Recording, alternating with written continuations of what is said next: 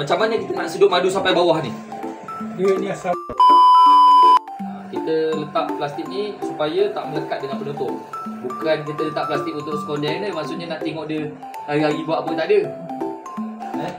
Macam ni kira dah siap lah ni. Apa tujuan potong lock ni? Kalau potong tak potong ada beza dia. Tapi apa tujuan kita potong? Apa dia punya efek dia pada pengguna? Dia sebenarnya kita potong ni untuk mudahkan kita buat madu. Sebab kalau kita contoh lock ni, kita tak letak kotak token lock je, macam mana kita nak sedut madu sampai bawah ni? Dia ni asal dia. Kalau dia tak potong, tak taruh kotak tu, dia macam ni lah.